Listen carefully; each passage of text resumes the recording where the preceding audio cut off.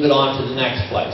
So it has a lot of convenience, but there is a limit, an upper limit, to the number of head that you can run to a tank that size. And I think we were getting close to that limit at 125. This one here, I think that's either a 150 or a 200 gallon tank. This is actually down in Chile. Have any of you, again, we have a lot of stockman, that's the next question, how many of you are stockman grass farmer readers? Again, a big part of the crowd. Rod McLean,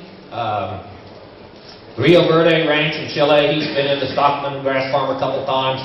He's been up to some of Alan's schools. This is on his place down in Chile. They're mob grazing, about 500 pairs together. And this is the tank that 500 pairs are going to. And again, as the strips are moved, typically 2 or 3 times a day, a tank like that is getting moved 2 or 3 times a day. The next strip that they have set up already has a tank in it filled with water, and so they're leapfrogging tanks also. When the cattle go into a new strip, the tank is off. There's already filled water tank there, so you're not trying to refill it with animals getting a drink. That's an important part of using flexible systems and movable tanks to me, is always have another one set up in the next strip so that the animals go in and have full water. Yes, ma'am? If you wanted to move a tank like that and it was full, how would you empty it out? All right. Those all have drains in them, and so they drain them. Now, what we used to do, because on our farm in North Missouri, we used a lot of movable tanks. We would, in the evening, we'd shut the tank off, let the cattle drink it down so that it was empty when morning came, so that we weren't wasting water. Now, on a summer like this, probably the only place you dumped over your tank and drained it is the only green grass you had in late summer, so maybe it's not really wasting it. But what we used to do is, as I said, shut it off in the evening, let the cattle drink it down so that it was empty when morning came, keeping in mind that we would have another tank already set up so that when we moved them in the morning, there was water out there. And then the basic tools for creating fence is the poly braid on a reel and the step-in post. And we'll talk a little bit about those specific tools later on. I want to spend a little time now talking about the stock water system, both planning it and then installing and doing some things there. Stock water system has to be able to deliver adequate quantity and quality of water every day. When you plan a stock water system, you need to look at the worst case scenario. The hottest day of the summer, wilted grass so that they're not getting any moisture from the forage, and look at a beef cow at peak lactation. If you're in dairy, look at the dairy cow at peak lactation. So we design for the highest water demand possible. If you do that, then you're probably going to have a system that works on every day. But plan for the worst case scenario. Understanding how frequently livestock come to water, how much they drink at a time is an important part of designing the system. Generally, we figure cattle are going to come to water 1 to 5 times daily. In the West, there's a lot of days they don't come at all. They might come to water in big range operations. Cows might only come to water every 2 or 3 days. It takes a special cow to be able to live in that environment and do that sort of thing. Their performance is not as good as if they get to water every day. Whereas in the case of sheep can go 3-4 days without water and their performance is just as good as if they have water every day. But obviously, if it's cooler and the forage is lush, that's maybe when they're only going to come 1 time a day. And if they're traveling, a distance, half a mile, 3/4 of a mile, they're only going to do it once a day. 5 times a day, it's hotter, the forage is drier, and the animals are closer to water. If you are in a MIG grazing cell, and the cattle are never more than 400 or 500 feet away from water, it's real easy for them to, come regularly and take smaller drinks. So how often they come to water is a reflection of things, temperature, travel distance, age and stage of production, moisture content of the forage. All those things come into play. The big ones to consider, and you might want to write this one down, is for every 10-degree increase in temperature, water consumption goes up about 4 gallons. That's on a moderate frame, moderate milking beef cow. Every 10-degree rise in temperature above 60, it's going to go up 4 gallons. So if you have a cow at 60 degrees who's drinking 10 gallons of water a day, when it gets 100 degrees, it's going to go up by 16 gallons to about 26 gallons. Another thing to keep in mind is for every pound of milk that a cow produces, she consumes about 3 pounds additional water. So a gallon of milk takes 3 gallons more water. A gallon of milk weighs about 8 pounds. You have an average milking beef cow producing 16 pounds of milk. She's going to be taking 32 additional pounds, or 4 gallons more, 3 times, 48. 6 gallons more, 6 to 8 gallons more water because she's milking. All those, factors start stacking up and adding on to it. But it's a good idea to look at the type of stock you have and figure out how much water are they going to consume. Travel distance, if you keep them within 600 to 800 feet of water, they're going to make multiple trips a day and spend a short period of time. Maybe just 2 or 3 minutes getting a drink and then be away. If they're traveling a mile of water, coming 1 time a day, she might drink steadily for 8 to 10 minutes. Then go lie down, come back a little bit later, get another drink, go back out.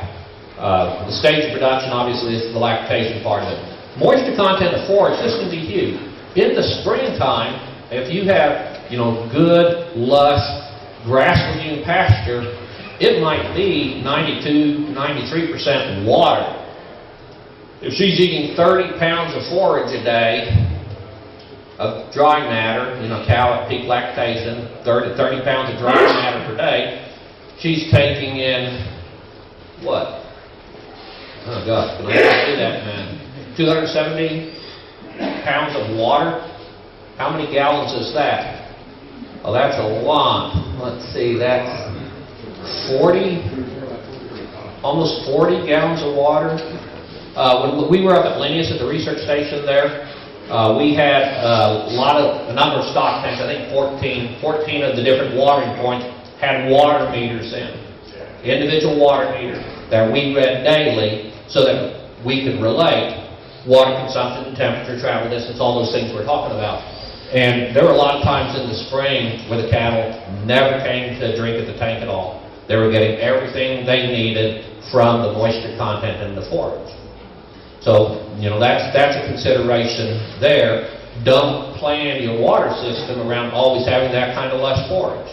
They might use very little water in the spring, very little in the fall because it's cool, but in the peak of the summer, when the moisture content of that forage dries out to, it's 30-40% dry matter, then when they're eating 30 pounds of forage, they're only consuming maybe 50 to 60 pounds of water, or 8 or 9 gallons. So there's a huge factor that comes into play there. Yes, sir?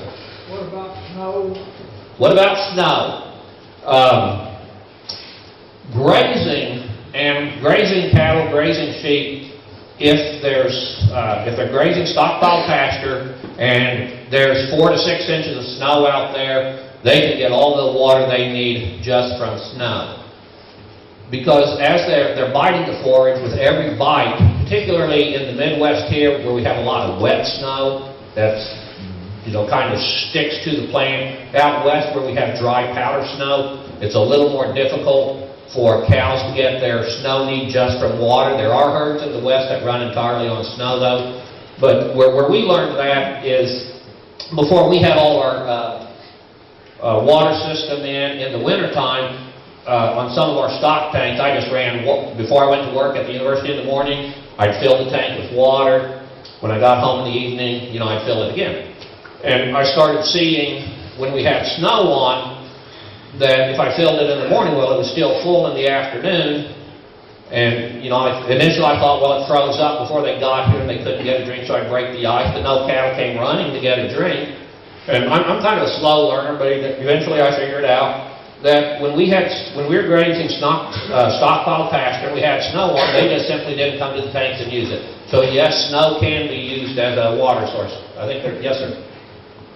If you're pasturing pigs, do you adapt what you're saying about cattle and sheep and goats to a pig operation?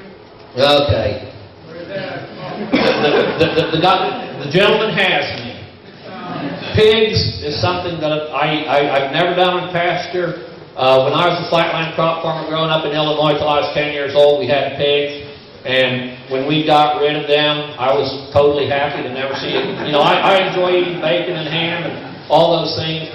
But there might be somebody else here who knows about grazing pigs. I flat do not. I'm sorry, I can't help doing that one.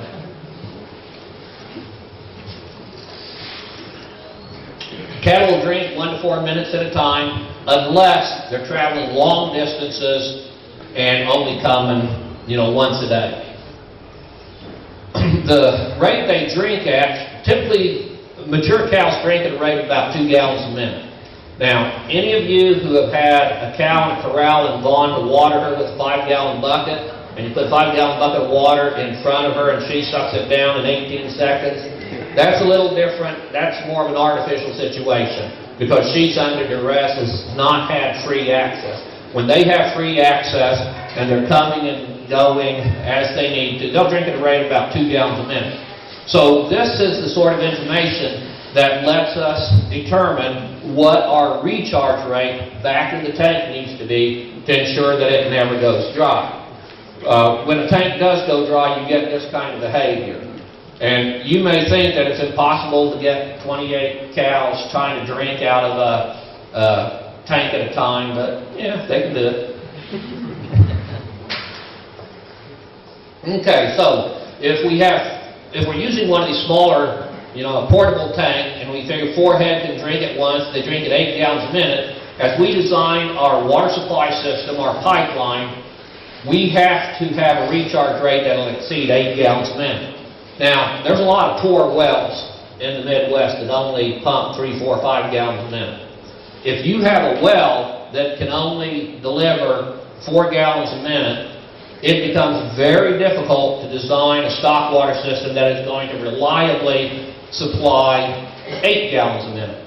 We can talk about, pumping to a storage tank and then gravity flowing out of that, or, running the 3-gallon a minute pump 24 hours a day to keep the storage tank filled so that we can put it back to the stock tanks out in the field at 8 gallons a minute. But it becomes a cumbersome system and it doesn't always work. I think going out of your way to find better wells, spring developments, having pumps in larger ponds so that you can consistently put that rate of recharge out, that is key to being able to reliably use these portable tanks in a flexible system. Yes, sir. Couldn't you use, instead of a 25-gallon tank, a 200-gallon tank and satisfy some of that requirement? We're headed that direction. Okay. Okay, so on portable water tanks, high recharge capacity is required. Something to think about, the way you get high recharge capacity, assuming your well or spring puts out that much water, a lot of people have the notion, well, I'll put they've got a 1-inch water line in, they're not getting enough water, they say, well, I'll just put a bigger pump on it. Rarely does putting a bigger pump ever help you in that situation. And they'll say, well, rather than running at a 55-35 pressure, I'll send it up to an 85-65 pressure. As you increase the pressure in a small diameter pipe, friction loss accelerates rapidly. And it is just very difficult to push very much water through a small conduit. The way you get high recharge capacity comes from pipe size